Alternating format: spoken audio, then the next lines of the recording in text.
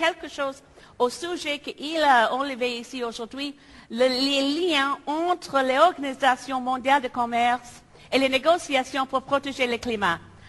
I just want to say how closely they are in fact related. When we negotiated, I was part of a negotiating team within the Canadian government in 1987 to negotiate a legally binding treaty to protect the ozone layer.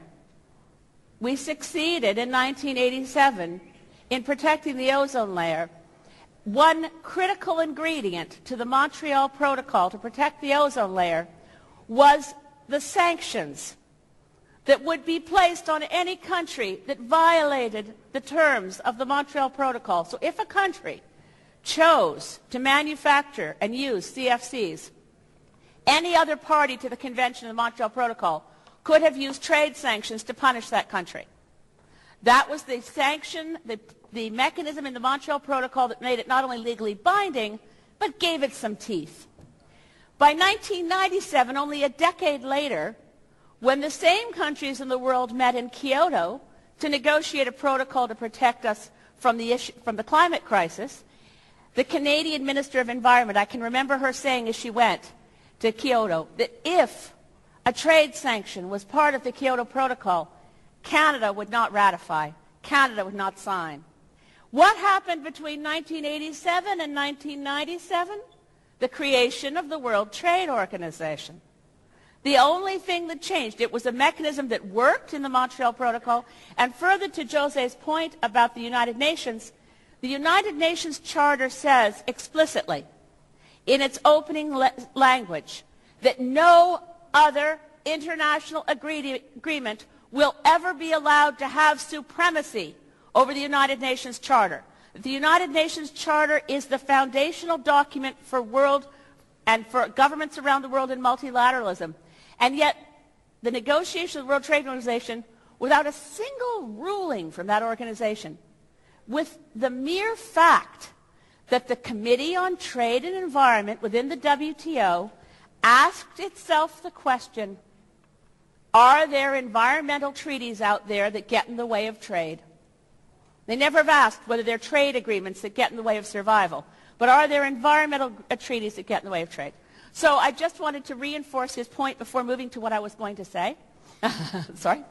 And there are real links to all of these agreements, and we need to figure out how we in Copenhagen, I couldn't agree more with Senator Christine Milne, my colleague from Australia. It is not too late for a legally binding agreement here. We must never abandon the hope and the demand that our governments do what is needed to protect our world. This is our opportunity. Copenhagen is the deadline for these negotiations. And if they slip or if there is failure, we're in a lot of trouble. So we should never reduce our expectations based on people like the Prime Minister from my country, Stephen Harper, being the first to declare that Copenhagen was a failure before it could start. So I'm also going to report to you briefly on the politics of climate for North America, which is a stretch because I'm Canadian. By the way, the real leaders for Canada are here in this room. I know Maud Barlow's here from Council of Canadians International Forum on Globalization, and my deputy leader, Jacques Rivard, and all the youth from Canada who are here. That's where the real leadership comes from Canada, not from our government. Our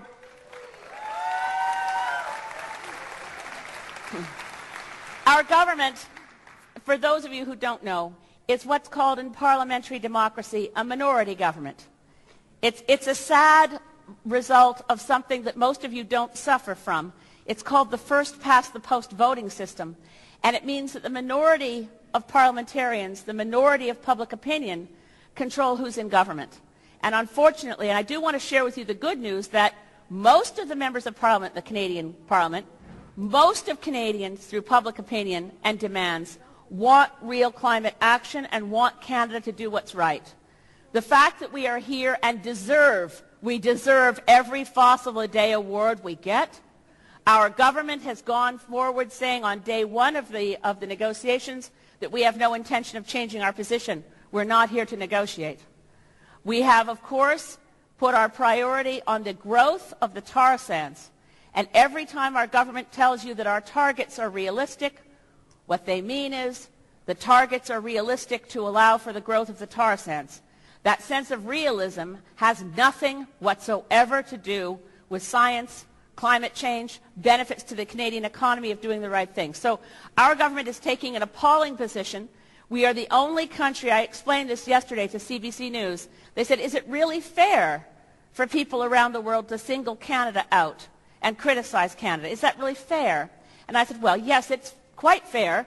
We are the only country that signed and ratified Kyoto, that's a party to a legally binding treaty, that chose to publicly repudiate the targets, cancel all our climate programs, have zero money available for renewable energy, zero. That's the federal government contribution to renewable energy in Canada, zero. So our policies are appalling, and I'm hopeful that, I do remain hopeful, that the pressure on our government through this conference, both here in Copenhagen and coming from Canadians at home, will push even the most reluctant of government representatives, I will not use the word leaders, the most reluctant of government representatives to move to at least not being in the way. But Rebecca mentioned our hopefulness around the election of Barack Obama. At last year's COP14 in Poznan, one of the only bright moments was when Al Gore took the stage and said, good news, by next year's meeting, the Bush administration will no longer be here, it'll be the Obama administration, and things will be very different. And clearly Obama is not Bush, but it appears the United States is still the United States. The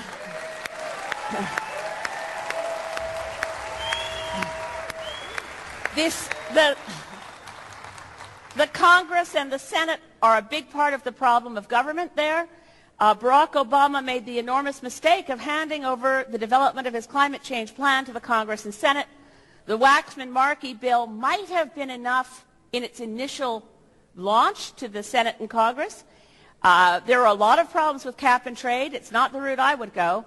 But when you take a cap and trade bill and put it through a meat grinder that has all the right buttons to push for patronage and graft and exemptions, you end up with the bill as it looks now.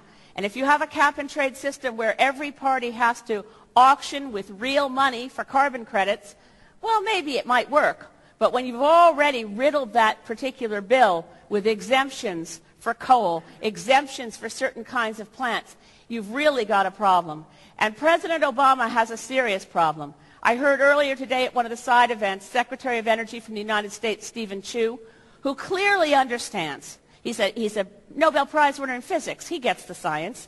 He presented for us a range of exciting possibilities that will replace fossil fuels.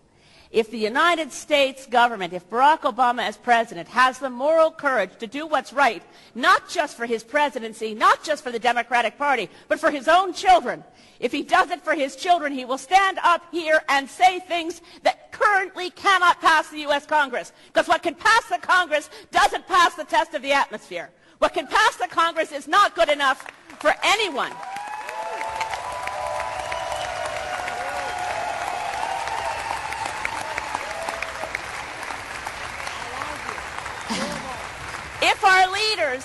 If political leaders can do what's required, what leadership requires, stepping out in front of this issue, if President Barack Obama can do the things we pray for, that we know he's capable of, if he inspired people to hope and change, can he believe it himself?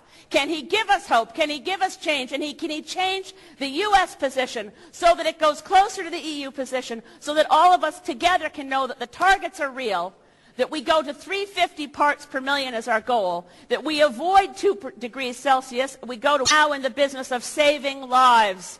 This is the time when courage is required of all of us, and we must demand better from every single government in that room. Thank you.